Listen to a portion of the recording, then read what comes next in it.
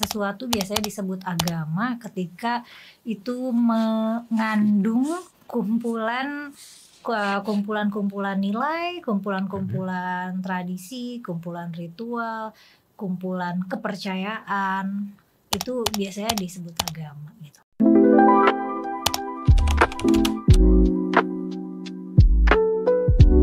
Oke, jadi hari ini kita akan mengupas gitu ya gagasan dari Kumaila Hakimah ya, bagaimana sih dia gagasannya terkait dengan hal-hal yang mungkin selama ini dibahas di podcastnya itu sendiri. Oke, ya jadi ini ada beberapa pertanyaan gitu ya yang akan saya lemparkan gitu ke Kumaila terkait dengan mungkin yang selama ini sering dibahas juga di kontennya.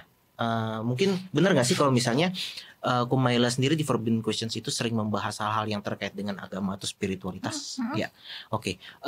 Sebenarnya gini, mungkin kita coba mendeskonstruksi dulu gitu ya terkait dengan hal yang berkaitan dengan agama. Nah, menurut Kumaila sendiri ya sebenarnya definisi dan konsep agama secara universal itu seperti apa sih?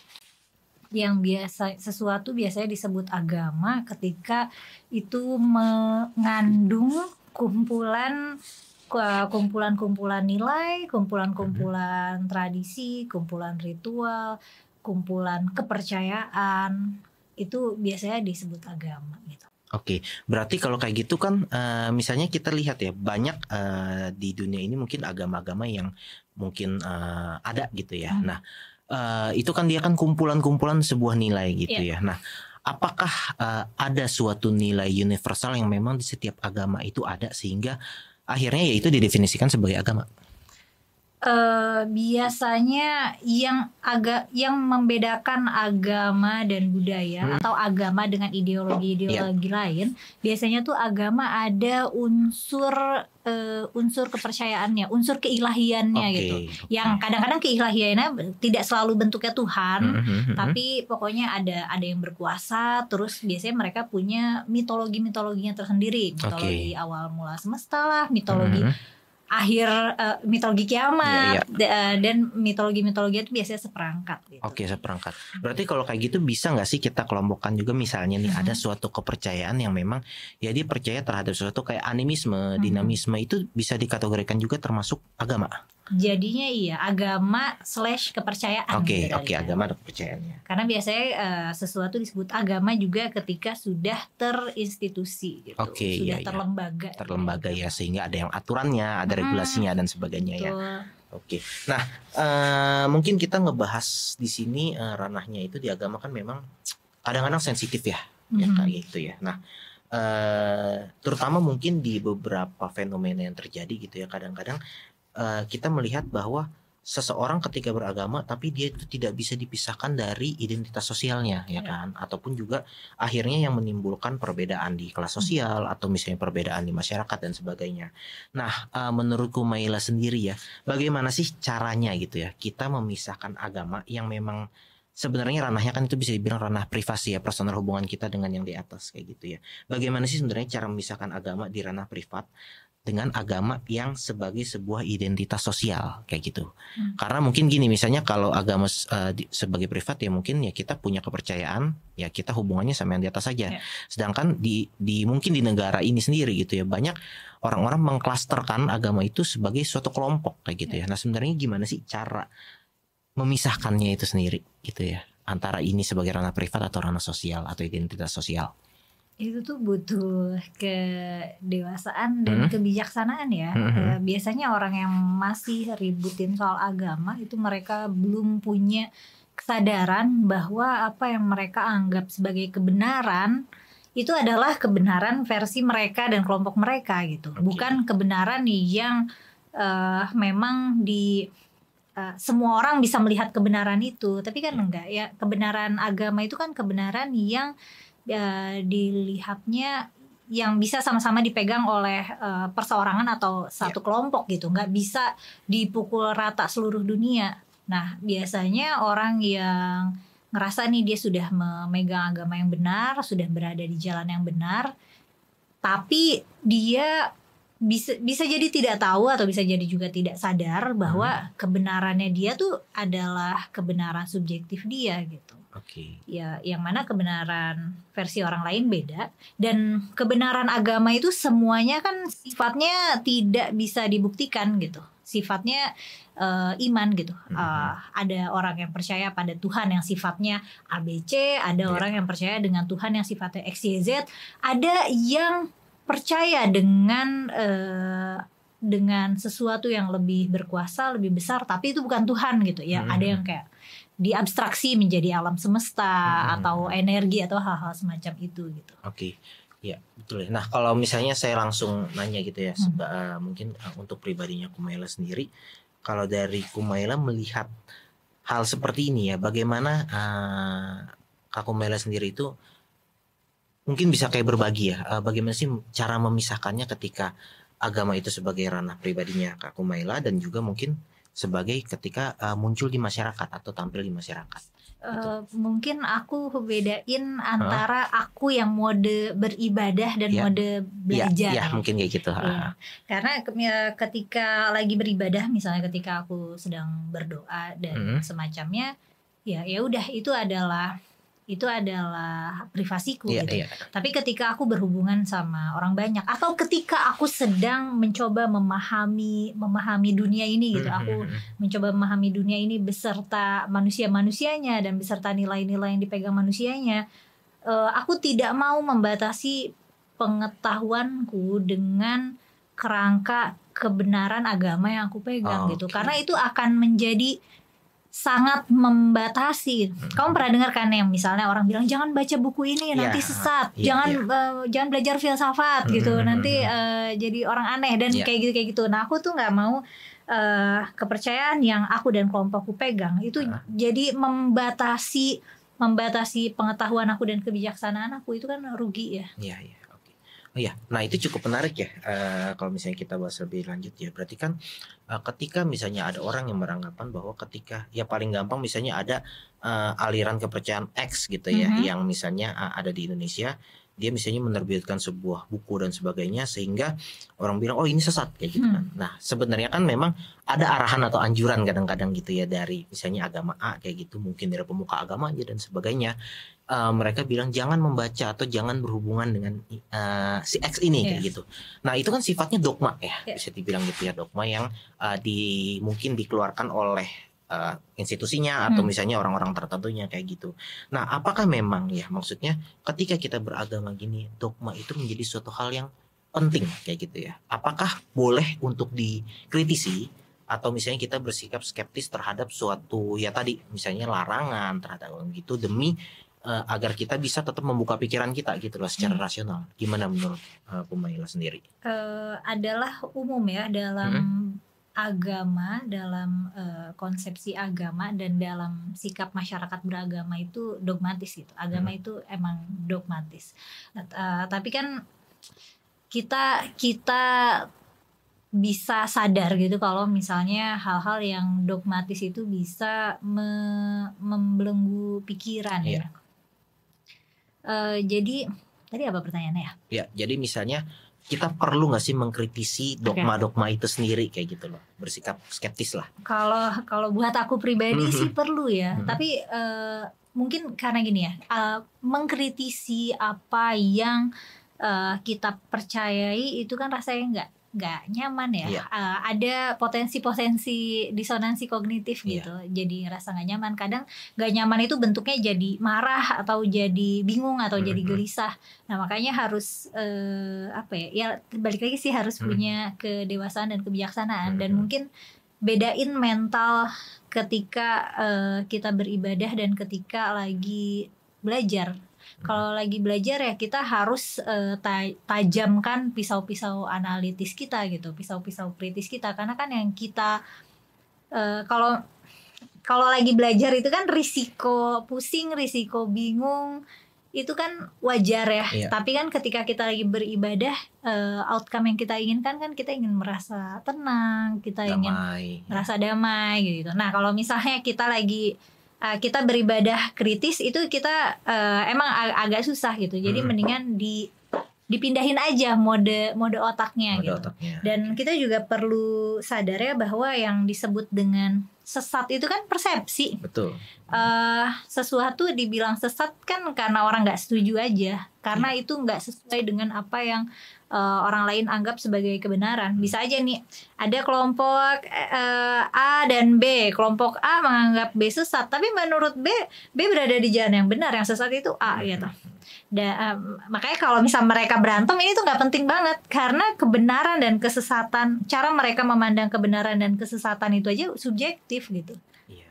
Okay. Ada di ranah yang tidak bisa dibuktikan hingga terbukti gitu. Oh, terbukti nih A yang benar atau terbukti B yang benar. Karena dua-duanya masuk di dalam ranah kepercayaan yang memang tidak bisa dibuktikan. Nggak bisa apple to apple ya. Tidak bisa dibuktikan secara empiris. Iya betul. Nah ini tadi misalnya gini, Kak, misalnya kadang-kadang ya ketika kita berpikir kritis gitu, ini mungkin saya mau tanya berdasarkan pengalaman pribadi juga gitu ya. Ketika kita mempertanyakan sesuatu dogma di agama, kadang-kadang itu kan bisa mempengaruhi kita juga, dan mungkin istilah saya itu alam bawah sadar kita ya, yang akhirnya itu kadang-kadang yang mengganggu ketika saya mau beribadah atau misalnya melaksanakan ya ketentuan agama kayak gitu. Ya contohnya misalnya menurut si pemikiran logis kita atau skeptis kita ini nggak sesuai mungkin, atau nggak sesuai sains, nggak sesuai medis, tetapi menurut aturan agama itu misalnya sesuai gitu ya. Ada pertentangan lah antara rasionalitas dengan spiritualitas itu tadi. Nah ketika akhirnya itu terserap di saya, pemikiran skeptis itu membuat saya nggak nyaman ketika misalnya beragama. Nah itu wajar nggak sih kayak gitu, hal kayak gitu?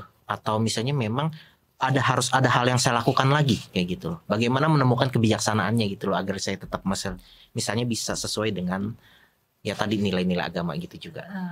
Tanpa mengkhianati nalar kamu Ya, gitu. okay.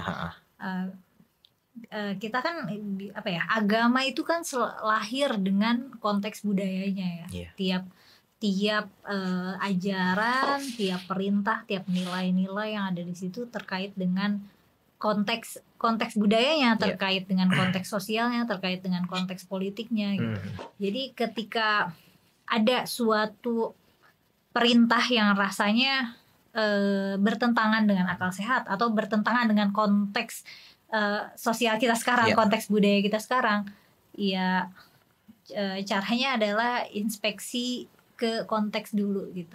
Kayak kenapa sih dulu ini diharuskan, kenapa sih dulu ini nggak boleh gitu. Nah nanti setelah kita sudah tahu konteks di sana, ya udah kita berarti terapkan konsepnya aja. Kita menerapkan konsepnya sambil menempatkan konteksnya gitu, menempatkan konteks sekarang. Karena kalaupun ada konsep-konsep yang sudah tidak bisa diterapkan karena konteksnya sudah sama sekali berbeda, ya nggak apa-apa juga gitu. Ya berarti memang ketika kita melihat sesuatu ya tadi ya mungkin untuk mengimbanginya kita harus melihat juga latar belakangnya ya, kenapa misalnya peraturan itu dibuat atau dogma itu terjadi seperti itu ya. Karena memang apa boleh buat, seiring waktu setiap agama tuh dinamis, setiap agama tuh berevolusi gitu. Misalnya aku yang beragama Islam di Indonesia abad ke-21 itu 1000 tahun yang lalu perempuan muda yang sama yang beragama Islam 1000 tahun yang lalu, Islam masukin ke Indonesia abad berapa? 1400 bukan sih ya? Bukan ya? Yang Samudra Pasai kan ya? Berarti 1000 ya, tahun yang lalu, ya. 1000 tahun yang lalu belum ada Islam di Indonesia ya? Mungkin. Ya nggak bisa dong. Ya udah, berarti kalau misalnya aku orang Indonesia 1000 tahun yang lalu, ya aku tidak memeluk agama Islam, tapi kan ya memang konteksku aku tidak mengenal Islam gitu. Dan masa kita mau salahin? Iya. Oke, berarti memang harus melihat dulu ya sejarahnya, historisnya dan sebagainya ya. Ya, wah makin menarik nih. Banyak sebenarnya pertanyaan saya juga ya terkait dengan spiritualitas, tapi mungkin kita coba kembali lagi kita kembangkan pertanyaannya. Nah sekarang gimana sih kalau menurut Humaila sendiri ya, negara dan pemerintah gitu ya, perannya apa sih gitu dalam mengatur kehidupan beragama kayak gitu? Apakah perlu ya kan? Atau misalnya memang ya udah gitu dibiarkan aja secara organik bertumbuh kayak gitu ya dari komunitasnya atau kalangan masyarakatnya kayak gitu. Jadi perannya apa sih, apa dan bagaimana peran negara atau pemerintah ya dalam mengatur sebuah mungkin ya agama gitu atau kepercayaan masyarakatnya?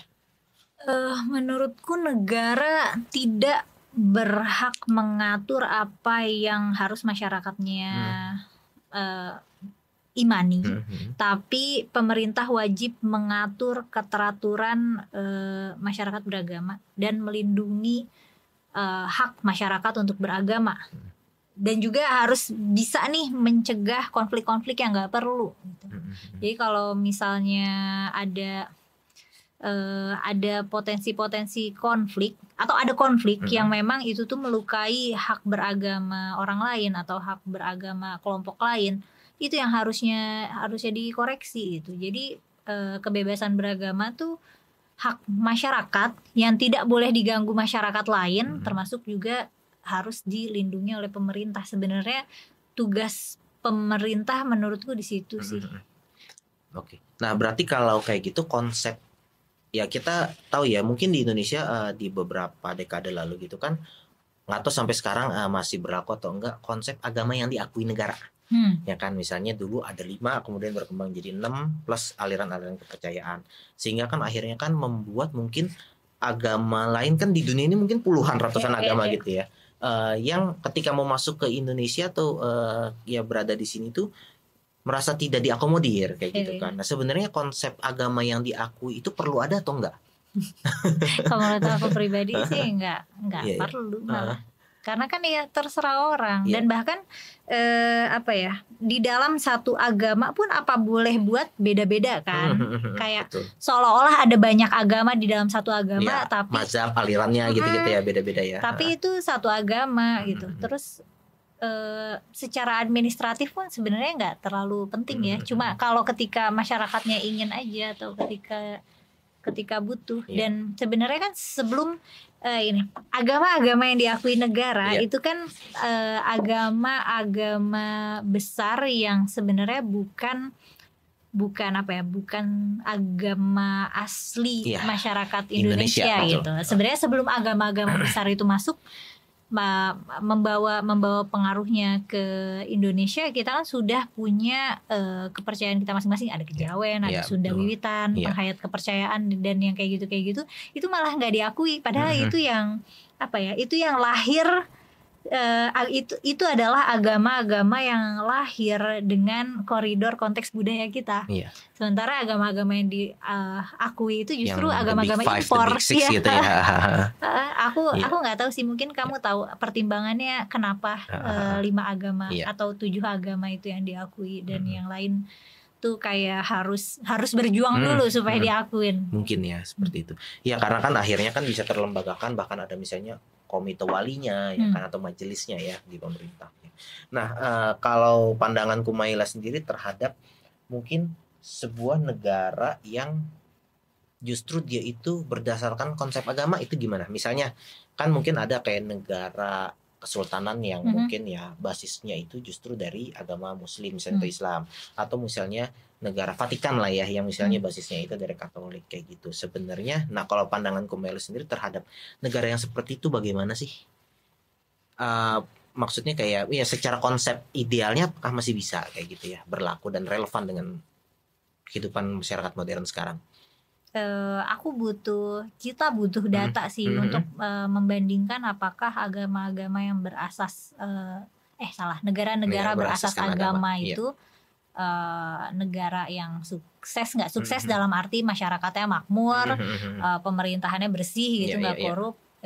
Aku nggak tahu sih, tapi yang kita tahu sekarang negara-negara yang bersih dan tertib gitu, yang kriminalnya rendah, itu negara-negara yang relatif sekuler justru ya. Ya mungkin ya kan banyak juga data ya kadang-kadang yang kita lihat mungkin di sosial media mungkin ya banyak atau apa yang contohnya Skandinavia katanya ya, itu kan negara-negara yang sifatnya mungkin basisnya sekuler gitu ya. Tapi mereka indeks kebahagiaannya tinggi. Ya kan kriminalitasnya rendah. Tingkat pendidikannya tinggi. Bahkan ada mungkin data mungkin perlu divalidasi lagi, tapi saya pernah lihat juga data yang kayak Indonesia itu salah satu negara yang religius katanya gitu, tapi tertampar dengan ya kenyataannya gitu ya, tingkat kriminalitasnya tinggi dan sebagainya. Nah, kalau kita bisa lihat ini kan paradoks banget ya terkait dengan hal ini. Menurut pandangan Kumaila sendiri, kenapa sih hal paradoks ini bisa terjadi sebenarnya?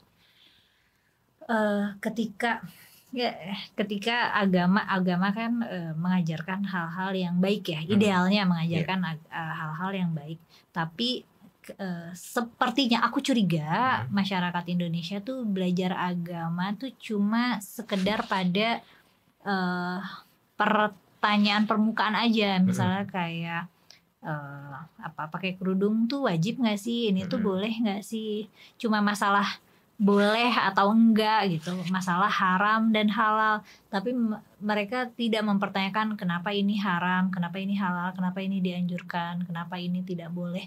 Jadi kepekaan etikanya nggak terasah, kepekaan empatinya juga nggak terasah. Mereka jadi terjebak berpikir secara hitam putih.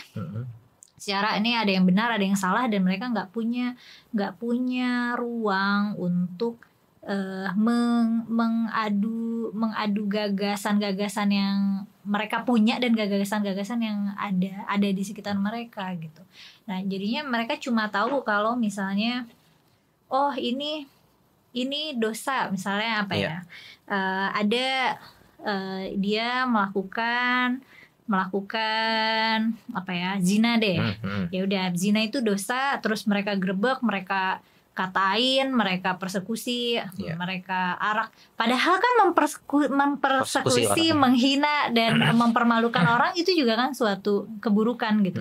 Jadi mereka cuma bisa melihat moral secara satu dimensi aja jadinya. Tidak ajaran agama dengan cara mereka beragama seperti itu tidak membuat mereka tambah bijak gitu.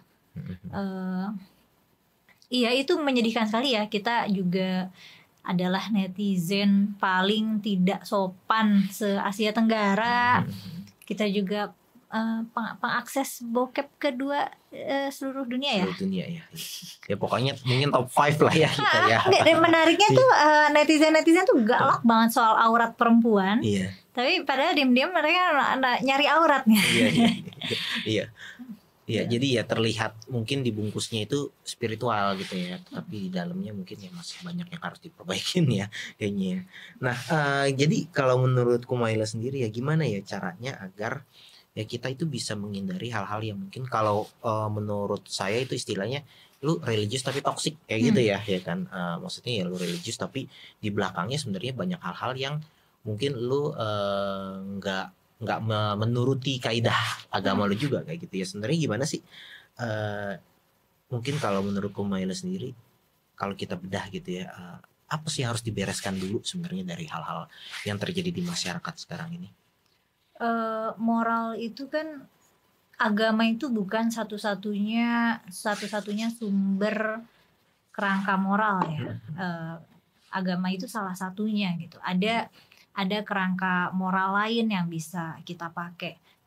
Yang aku lihat, yang kita lihat, agama sebagai acuan moral di Indonesia nggak efektif gitu. Malah menurut sempitnya pemantauan aku, orang-orang yang baik-baik sekali yang kutemui itu malah yang beragama secara tidak taat gitu. Maksudnya kayak Islam KTP doang gitu. Itu justru orangnya baik-baik banget gitu. Dan yang beragama secara sangat ketara sebagai identitas gitu, identitas keagamaannya sangat terlihat di pengalamanku. Terutama semakin kesini ya, aku mendapatkan pengalaman-pengalaman yang buruk gitu. Jadi mungkin menurutku kalau di Indonesia ada masalah juga sama pendakwah ya, penceramah yang toksiknya tuh dari mereka gitu. Karena orang Indonesia ini kan beragama bukan lebih banyak nurut apa kata ustadz gitu. Tunggu apa kata ustadz. Nah, jadi kalau misalnya ustadznya toksik nih, itu diterusin sama pendengarnya gitu. Masih itu. Teman, kalau itu mungkin jalur paling gampang ya. Pendakwahnya harus memang pro perdamaian gitu, pro Iya. perdamaian, dan memang punya kompas moral yang lebih adil ya gitu Universal kan, ya, yang kayak gitu. universal. Karena kadang kompas moral orang beragama tuh agak skewed gitu. Kadang mereka nganggap orang yang di luar agama mereka atau yang nggak seagama atau seagama tapi beda, itu dianggapnya ya penghuni neraka, atau misalnya dianggap hewan, atau pokoknya dianggap manusia yang tidak mulia gitu. Itu kan suatu sikap yang disayangkan ya. Nah sebenarnya kalau cara yang tidak melibatkan critical thinking itu mendengarkan otoritas yang memang peduli akan keberagaman dan perdamaian. Tapi kalau misalnya yang butuh bernalar itu PR lagi sih, karena require kecerdasan tertentu dan kebijaksanaan tertentu, dan itu PR-nya lebih panjang lagi sih. Kayaknya nggak mungkin diselesaikan dalam 1-2 tahun ya hal-hal kayak gini ya. Betul. Dan aku rasa tidak banyak orang yang punya berkat untuk bisa punya kebijaksanaan untuk mentransformasi dirinya sendiri gitu, untuk punya self awareness yang bagus, untuk punya mindfulness yang bagus. Aku rasa itu kan dibutuhkan kecerdasan kedewasaan yang ternyata tampaknya sepertinya tidak semua orang punya gitu. Banyak orang dewasa yang mentalnya sama aja kayak anak-anak gitu. Betul. Oke. Ya, nah mungkin sedikit nanya ke Kak Kumailanya sendiri gitu ya. Sebenarnya apa sih yang membuat atau mungkin kita kan banyak ya. Ya mungkin Kumaila bisa seperti ini karena mungkin terbentuk dari latar belakang yang sudah terbangun sejak lama kayak gitu ya. Apa sih yang akhirnya membuat Kumaila sendiri itu memilih gue kayaknya ya kalau misalnya kita lihat ya akan menjadi orang yang mungkin tetap berpikir kritis terhadap suatu agama dan sebagainya. Mungkin apa momennya deh kayak gitu ya. Apa momennya atau latar belakangnya kenapa bisa menjadikan Kumaila yang saat ini gitu dengan pemikirannya seperti ini? Aku rasa nggak ada momentum besar tuh, nggak ada, tapi lebih mungkin kayak momentum kecil kali ya. Pertanyaan karena aku selalu belajar di institusi pendidikan Islam ya. Jadi setiap dikasih tahu sesuatu, aku punya pertanyaan follow up, tapi nggak bisa aku terusin. Yang mana akhirnya pertanyaannya itu numpuk, dan baru aku bisa follow up pertanyaan-pertanyaan itu setelah aku punya kemandirian intelektual gitu. Aku bisa cari tahu sendiri, bisa menganalisis sendiri, bisa baca buku sendiri gitu. Ya, justru karena banyak curiosity-nya gitu ya di awalnya ya. Akhirnya makanya timbullah juga forbidden questions, salah satunya itu. Itu kayaknya kumpulan pertanyaan-pertanyaan dan keresahan-keresahan aku waktu muda sih.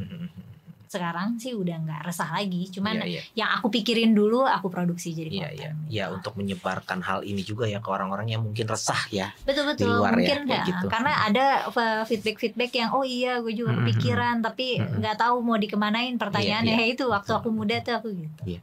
Ya bersyukurlah ya anak-anak sekarang banyak akses informasi sebenarnya. Benar-benar berkah era digital. Iya betul. Nah kalau kita mungkin sedikit ngebahas lagi tentang forbidden questions, kan banyak juga hal yang sifatnya ya tadi nggak cuma sekedar agama dan spiritualitas, tapi hal-hal tabu lah ya gitu ya. Kalau tabu kan kita ngomong kan mungkin ya sesuatu yang mungkin nggak layak untuk dibahas, atau kalau misalnya dibahas pasti akan menimbulkan pro dan kontra, atau bahkan mungkin juga menimbulkan sanksi sosial gitu kali ya. Gitu ya. Nah sebenarnya mungkin kita coba bahas sekarang Kumaila terkait dengan konsep tabu dulu gitu ya. Kalau tadi kita udah bahas mungkin seputar agama dan spiritualitas. Nah sebenarnya apa sih ya konsep dan definisi tabu itu sendiri kayak gitu menurut Kumaila? Kalau tabu dalam arti forbidden kayak di konten aku tuh lebih ini sih yang tidak kadang-kadang juga itu obrolan biasa kok, nggak semuanya forbidden sih sebenarnya. Dan kadang juga forbiddennya gini-gini. Jadi gimana ya cara aku mendefinisikannya? Lebih ke hal yang relatif orang mau nanya segen gitu kali ya. Mungkin kita lebih memperluas lagi ya konsepnya ya. Iya, sesuatu yang segan ditanyakan ya. Iya, atau segan untuk dicari tahu, atau gagasan-gagasan yang segan untuk kita ungkapkan. Oke. Karena potensi untuk tidak disetujuinya itu tinggi. Oke. Ya berarti berarti nggak harus yang benar-benar tabu banget Nggak gitu harus ya. benar-benar tabu banget. Oke. Nah, tapi coba kita sedikit, ada nggak sih di konten Kumaila sendiri di Forbidden Question itu yang benar-benar mungkin ngangkat sesuatu hal yang tabu. Ini kita bisa lihatnya mungkin dari sudut pandang adat gitu ya, norma sosial ataupun agama kayak gitu yang memang kayaknya wah rame gitu loh akhirnya gitu jadi perbincangan. Ada nggak contoh kontennya?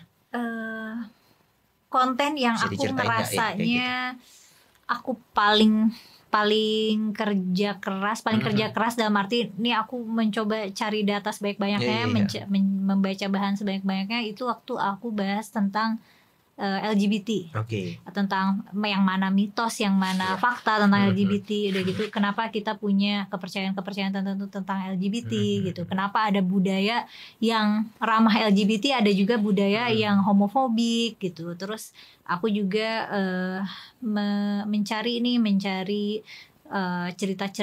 cerita-cerita tentang azab-azab LGBT di zaman kenabian.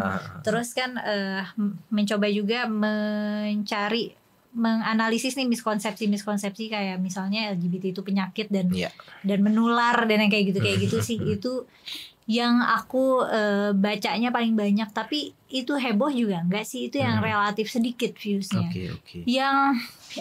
Yang heboh banget tuh babi sih. Yang makan babi ada haram atau enggak itu ya? Jadi aku mempertanyakan kenapa babi itu haram. Aku bukan mempertanyakan keharaman babi ya, gitu. Maksudnya itu kan hukum agama gitu. Yang aku pertanyakan kenapa babi itu haram. Gitu. Kalau keharaman babi itu kan sudah disepakati mutlak gitu haramnya. Udah tertulis lah ya gitu. Nah, cuman masalahnya kenapa si babinya haram gitu? Dan kenapa ada sekelompok orang, sebutlah orang Islam di Timur Tengah, mereka haram makan babi, sementara di belahan dunia lain orang-orang babi itu adalah bagian dari diet mereka sehari-hari dan nggak apa-apa gitu. Termasuk orang Indonesia juga sebelum Islam masuk, orang Indonesia makan babi gitu. Dan nggak apa-apa gitu. Terus ya aku jadinya inspeksi nih, apakah ini kan katanya karena cacing pita dan segala macam. Aku jadi periksa ke sana. Aku juga jadi selain ke Quran, aku juga jadi periksa catatan di perjanjian lama dan hal-hal kayak gitu. Nah orang itu rame banget, tapi orang marah sama aku karena ngapain mempertanyakan keharaman babi itu kalau udah dibilang, kalau di kitab suci udah dibilang haram, ya udah jangan pertanyakan lagi. Orang tuh marahnya karena aku nanya, bukan marah karena jawaban aku. Dan dengan misal aku menyediakan catatan antropologis, aku menyediakan catatan arkeologis, tapi orang kasih aku dengan cerita mitos yang sudah lama mereka dengar. Misalnya oh itu tuh karena babi pas lagi zaman Nabi Nuh di kapalnya itu apa gitu, atau karena folklore gitu-gitu ya. Iya, nah jadi memang kayaknya masyarakat Indonesia tuh makanya dibilang literasi rendah karena kita tidak punya keterampilan epistemologis gitu. Kita nggak tahu sebuah informasi ini sumbernya apakah berbasis fakta, apakah berbasis penelitian, atau berbasis folklore gitu, cerita rakyat atau mitos. Kita tidak punya keterampilan untuk merapikan informasi yang kita terima gitu. Oke. Nah berarti kalau kayak gitu ya sebenarnya balik lagi kan tadi misalnya kayak di Forbidden Question ini membahas tentang LGBT, membahas tentang babi, itu kan sesuatu yang ya buat masyarakat Indonesia itu kayak nggak patut diperbincangkan kan ya gitu ya. Nah hal itu kan mungkin kalau saya balik lagi di awal itu menurut saya itu kan berarti hal yang tabu lah untuk dibicarakan, bahkan mungkin masalah virginity gitu ya, atau masalah mungkin kalau zaman dulu tato ya kan kayak gitu, tato itu kan kayaknya jangan bikin tato lah gimana ya, pamali lah atau apa kan, hal-hal yang berbasis kayak gitu sebenarnya hal-hal yang mungkin kalau saya definisikan sebagai tabu tadi itu hasil dari kebudayaan dan konstruksi sosial masyarakat setempat kah kayak gitu ya, atau memang ini dibuat sengaja diciptakan untuk mengontrol sesuatu atau mengontrol masyarakat? Sepertinya bisa dua-duanya ya gitu.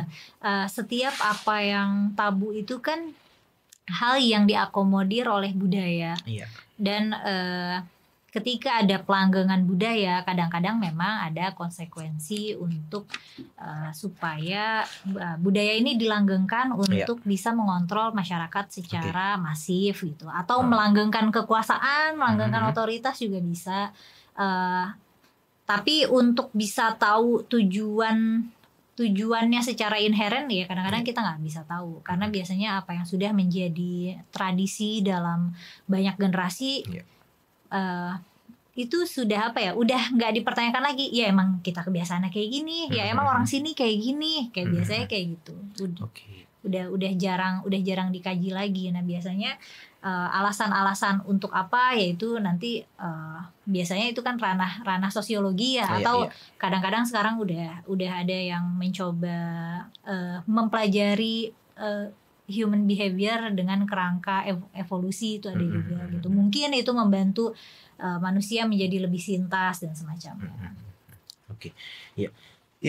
Jadi banyak juga ya memang kalau kita lihat ya hal-hal seperti itu kan basisnya itu ya karena kebiasaan aja gitu ya, tanpa ada dipertanyakan ulang lagi lah ya kayak gitu ya. Nah menurutku Maila sendiri ya, kalau konsep tabu tadi atau pamali tadi dan sebagainya itu untuk saat ini hingga ke depannya itu masih perlu gak sih dan relevan gak sih gitu ya di anak-anak zaman sekarang, terutama yang mungkin udah punya akses informasi luas ya kan, dengan era sosial media, dengan era internet ini kan mereka kan bahkan kadang-kadang cenderung melawan gitu ya, misalnya nggak boleh begini tapi justru malah dikontenin harus begini kayak gitu kan. Nah kan akhirnya kan hilang ya relevansi tabu itu sendiri kayak gitu ya. Kedepannya kira-kira apakah bakal benar-benar hilang semua atau gimana Kak?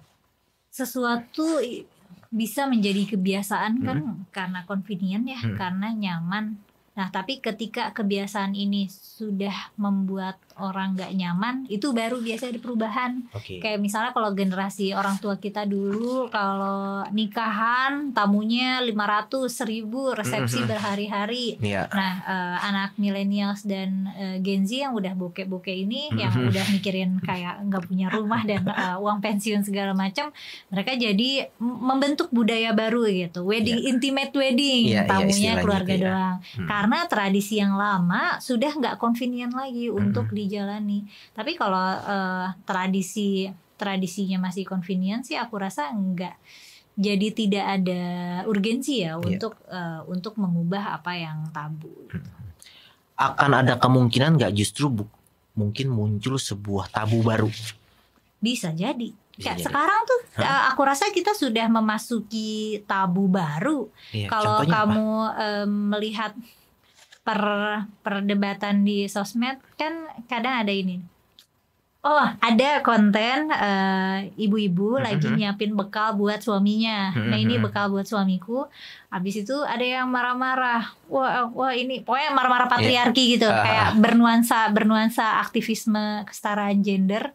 Terus ya udah, terus jadi berantem. Itu kan jadi tabu baru gitu. Menunjukkan kalau misalnya kalau aku punya suami terus aku menunjukkan aku adalah traditional wife banget, itu jadi ada tabu barunya gitu, karena nilai barunya mungkin perempuan yang independen, setara atau semacam itu.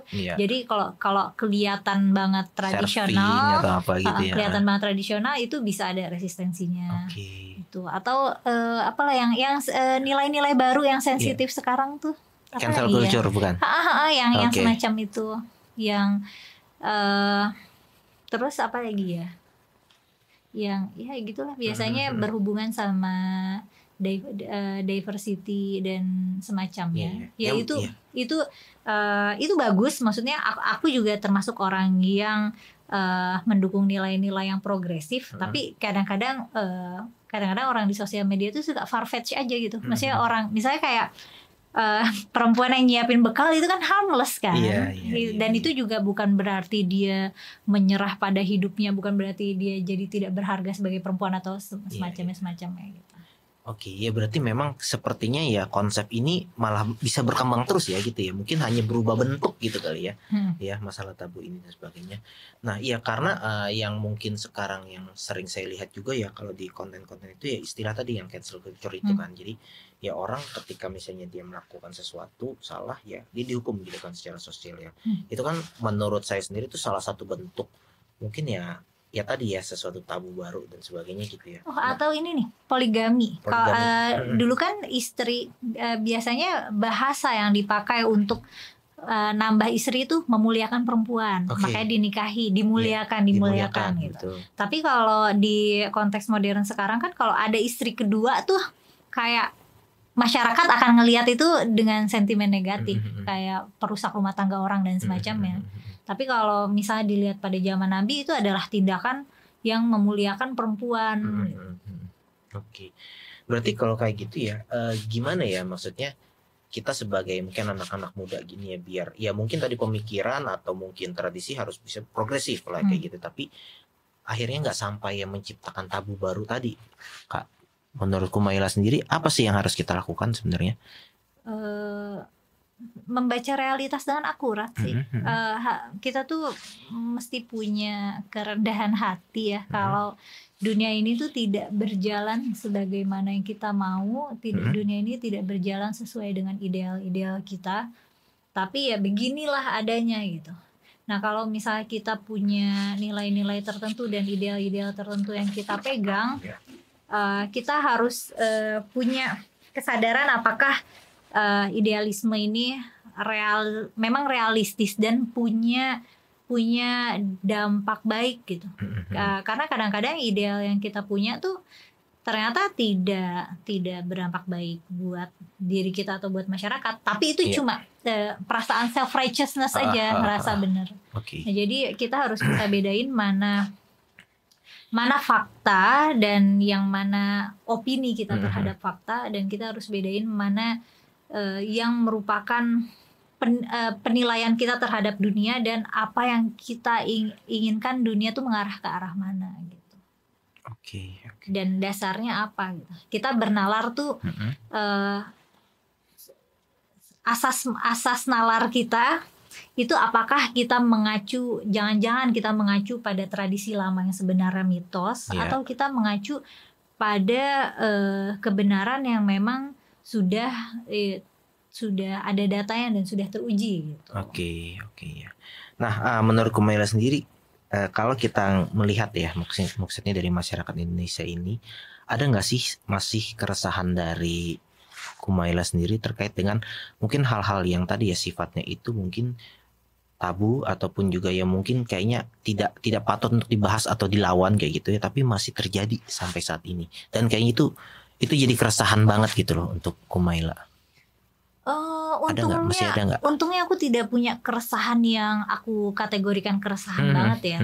Tapi aku rasa kita kan sudah berada dalam era di mana segala informasi terbuka, sehingga kita bisa menikmati berbagai macam informasi, baik yang itu purpose-nya untuk entertainment atau buat kayak komedi-komedi kosong gitu loh, kayak buat lucu-lucuan doang, atau yang memang heavily academic gitu. Kan kita bisa, termasuk aku juga suka tuh nonton lecture-lecture dari kampus, misalnya kampus-kampus top dunia, ada mereka tuh suka ngupload video lecture-lecture gitu. Aku jadi bisa nontonin lecture biologi atau fisika gitu, hal-hal yang bukan spesialisasi aku gitu, tapi aku bisa mendengarkannya nih dari top of mind-nya gitu, karena ada YouTube. Nah, era sekarang tuh jadi sangat membuat ranah publik itu kalau dulu tuh rasanya pendidikan itu hanya bisa dikonsumsi elit.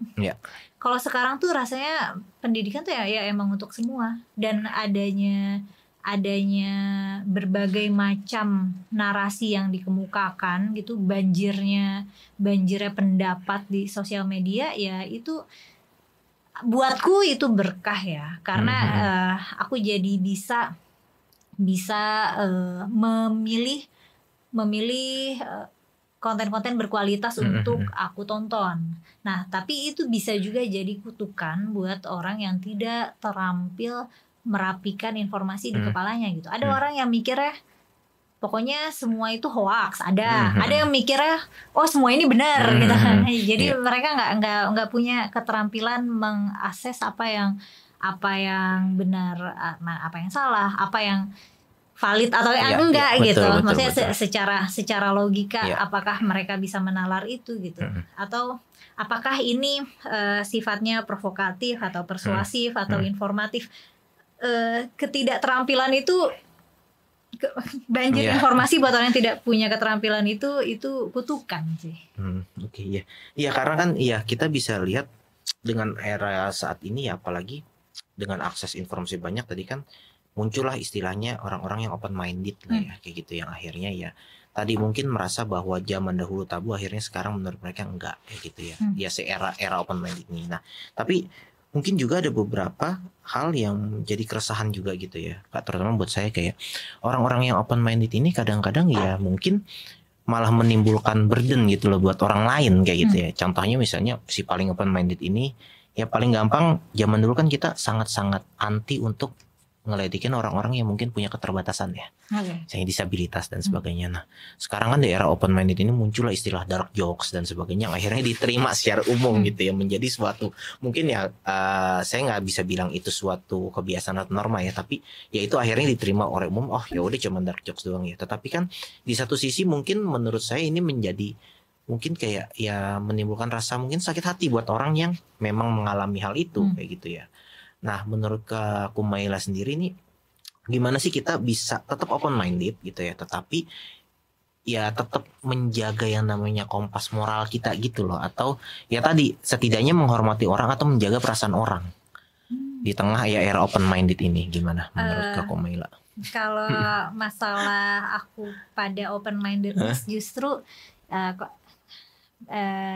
kalau kamu kan ini ya takut batasan-batasan moral dilanggar. Kalau aku tuh justru concern aku sama open mindedness nih, ada orang yang merasa misalnya oh semua manusia itu pada dasarnya baik kok. Semua agama itu baik kok, atau semua orang tua itu baik kok gitu. Atau misalnya dia bilang kayak ya itu kan tergantung, semua itu tergantung, pokoknya semuanya tergantung, atau semuanya itu baik gitu, pada dasar semua baik. Itu tuh open mindedness yang menurut aku tidak berstruktur, tidak ada pijakannya gitu. Ketika kita menyebut benar atau salah, baik atau buruk, itu kan ada turunannya, ada indikatornya kenapa bilang gitu. Misalnya orang yang bilang semua agama itu baik gitu, ya faktanya satu sama lain, misalnya agama A sama agama B bisa mengecap buruk satu sama lain gitu. Maksudnya itu tuh udah invalid gitu jadinya. Atau misalnya semua manusia itu pada dasarnya baik kok gitu. Ini juga kan tidak benar ya, karena misalnya kayak psikopat itu kan mereka tidak dari sananya otaknya tidak punya kemampuan untuk berempati gitu. Makanya mereka tega menyiksa makhluk hidup lainnya. Dan apa ya, karena terlalu open minded, terlalu menerima semuanya gitu, terlalu toleran sama semuanya, pisau analisisnya jadi tumpul. Nah, tapi kalau misalnya tadi iniannya sama moral gitu, sama dark joke, aku ngelihat sih dark joke tuh kayak ini sih, kayak film satir. Maksudnya dia tuh kayak karya seni gitu. Nah, apakah orang tersinggung atau enggak itu aku nggak tahu sih. Kadang kita juga kan tersinggung sama film atau sama puisi atau sama karya sastra. Kayaknya untuk karya seni sisi ketersinggungan itu potensinya pasti ada. Tapi kalau misalnya mau kita batasi sepenuhnya kayaknya nggak seru deh. Maksudnya dunia seni ini akan nggak enak gitu. Kita kan pernah ya mengalami masa di mana pemerintah kita sangat menyeleksi apa yang boleh kita baca gitu. Nah, aku sih nggak apa-apa. Maksudnya aku sih senang-senang aja mengkonsumsi mengkonsumsi informasi atau karya seni, meskipun bahkan aku berpotensi sakit hati. Oke. Oke, kayaknya cukup banyak ya diskusi kita ya, Kak, dari mulai tadi ya ngomongin tentang ya konsep agama, spiritualitas ya kan, hal-hal yang mungkin patut dibahas atau tidak kayak gitu ya. Nah kalau misalnya mau lengkapnya ya pasti nanti mungkin teman-teman juga bisa ya melihat gitu ya konten-konten lengkapnya di channelnya Kak Kumaila itu sendiri gitu. Nah Kak mungkin sebagai penutup gitu ya, karena nggak kerasa ya waktu juga udah cukup panjang kita ngobrol-ngobrol. Mungkin ada nggak sih mungkin dari Kak Kumaila pesan gitu ya buat teman-teman nih mungkin yang lagi nonton gitu ya. Gimana sih kita bisa ya tadi mungkin pertama adalah ketika kita menjalankan suatu kepercayaan atau agama itu tapi tetap masih bisa berpikir secara nalar logika yang sehat kayak gitu ya, yang kritis ya kan, dan bagaimana sih cara membangun nalar itu sendiri dimulai dari kita pada saat muda. Membiasakan diri untuk mempertanyakan ulang segala apa yang kita terima sih.